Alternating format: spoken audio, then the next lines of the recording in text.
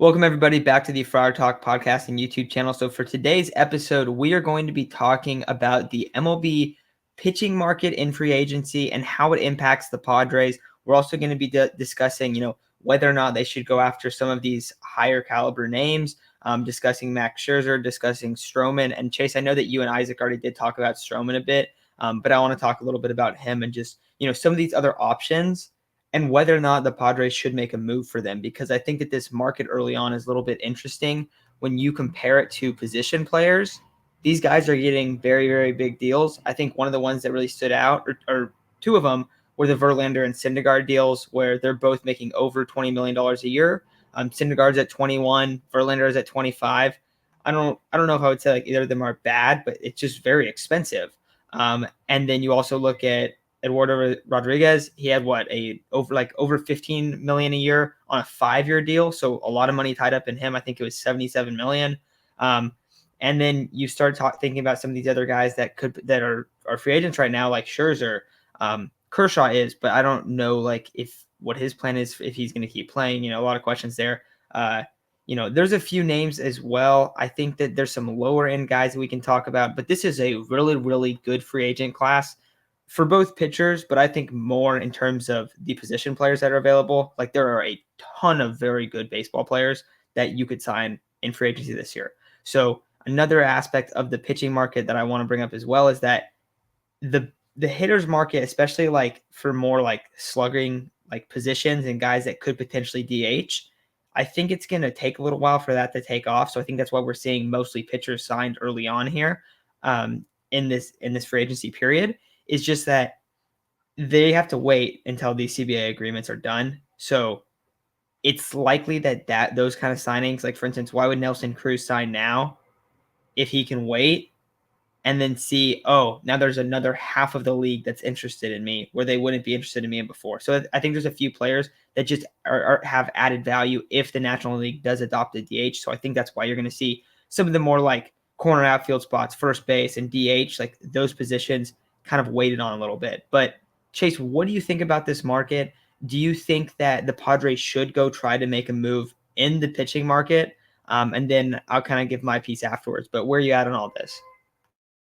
So from the market that has signed, it's a very expensive market. Like Syndergaard and Verlander threw a combined, I think, 8 innings together last year, and they both signed over for $20 million like a year. It's pretty crazy. A lot of the high end pitchers, they're gonna sign for your $20 million a year. Even mid guys are probably gonna get over $15 million a year. So if the Padres were gonna go after someone, it's gonna have to be someone that needs to prove that they still have the stuff to make it in the league. It could be like an old veteran or a guy that's kind of just hasn't lived up to his name.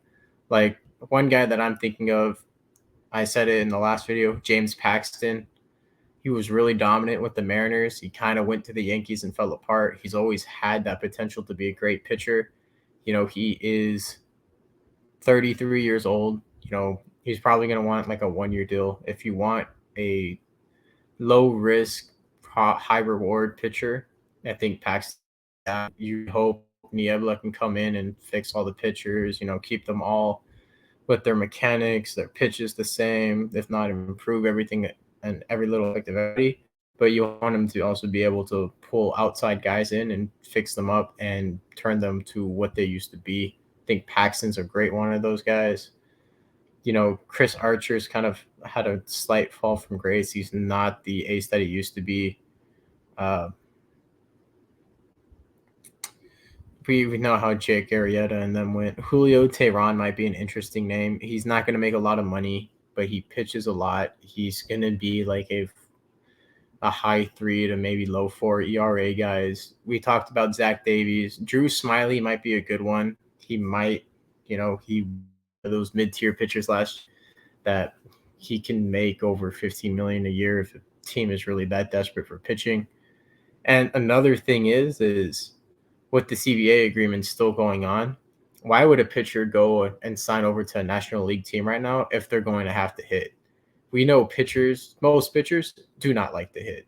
They regret hitting. Like Darvish hates hitting. Most of the guys rather focus on pitching. That's why more pitchers are for the DH and probably any other team. So I feel like we're going to start seeing either the pitching market slow down just a little bit until the CBA agreements get done. Because if not, I feel like more pitchers are going to be like, you know what? I'm an older guy. I'm getting towards the end of my career. I really don't need to be running the bases. I really don't need that extra risk of injury or getting hit by a pitch. Like, they don't need it. So until that's done, you might see a real AL heavy market right now. And if the Padres make their move, it's going to probably have to be after the CBA agreements if the DH comes.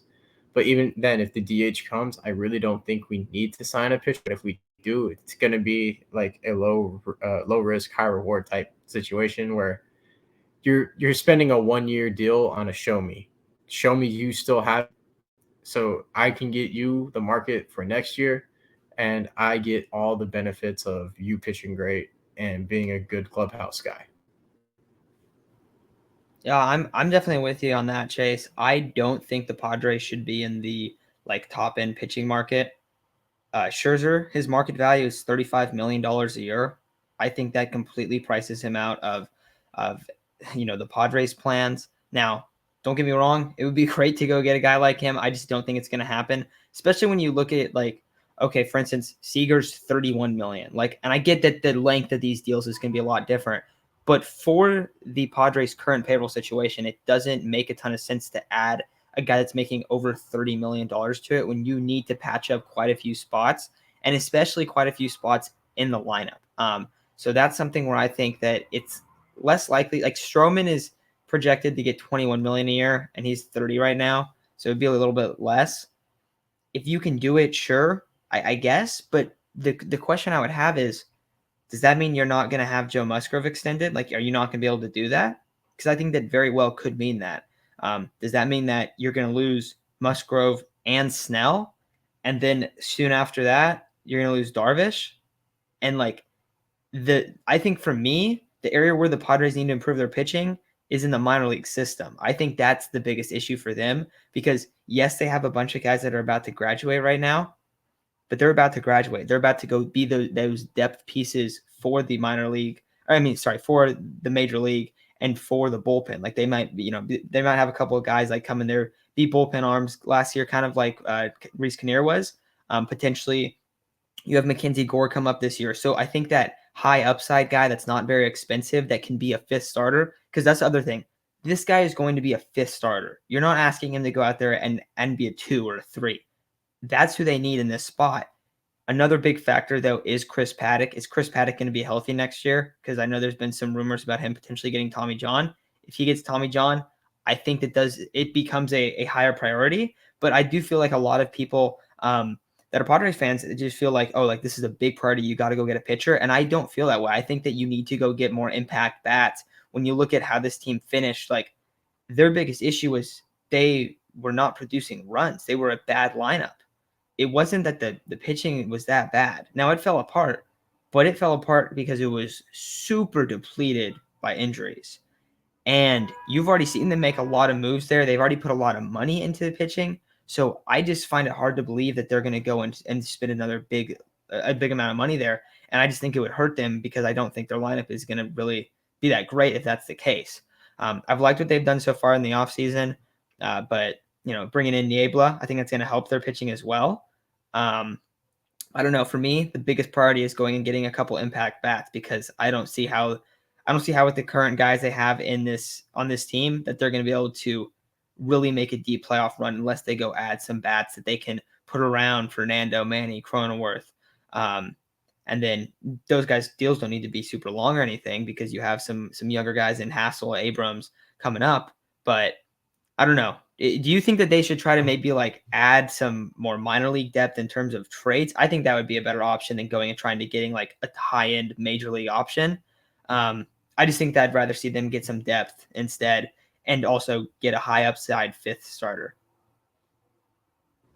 I mean, you could argue that they need the minor league, but we've also seen some guys outperform themselves and kind of put themselves in a conversation where, yeah, I mean, we had a really strong class. I mean, we're going to see them climb through the ladders, and if you just add more arms, might kind of prohibit them from climbing the ladders as fast as they might, just because then you're going to have more pieces to move around.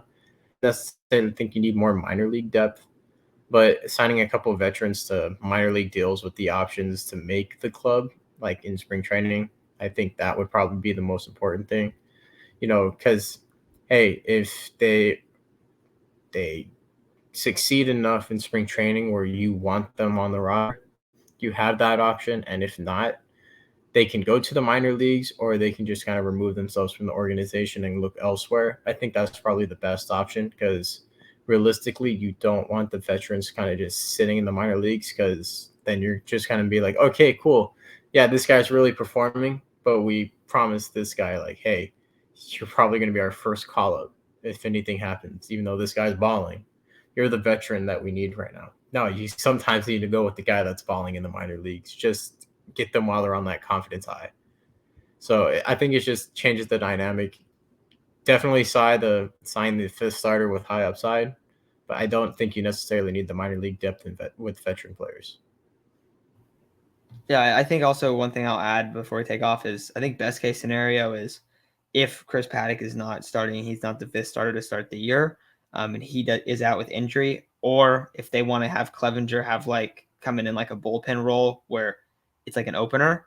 If you have Adrian Martinez, Reese Kinnear, Mackenzie Gore, if those guys are in that fifth starting spot or maybe fourth being an opener, that's best case scenario, because that means they succeeded in spring training and they're the guy you're moving forward with. Like that's what we all really want. We don't want a a guy that's not super great on the back end. Like, of course you want to have better players there, but I think that there's a bunch of candidates for this team where you have to bank on like one guy landing and one guy being able to take on that role, just because you do need to, I believe you do need to spend the money elsewhere. But anything else you want to add, Chase, before we take off out of here? All right, awesome. Well, thank you all for listening. We are going to be going live on Sunday again. Chase will be on, I will be on, and Isaac will be on at 9:00 on Sunday. So hop on. We'll talk a lot about the Padres. Also, we'll probably be talking about a lot about football, the NFL playoffs. Both the Chargers and the Niners are, I don't know. I think that they're both have their next 3 games are really, really important for if they make the playoffs or not. So a lot of fun discussions to have there. But whatever you guys are asking, we'll answer and just go through that kind of stuff. But thank you all for listening, and we'll talk to you guys very soon.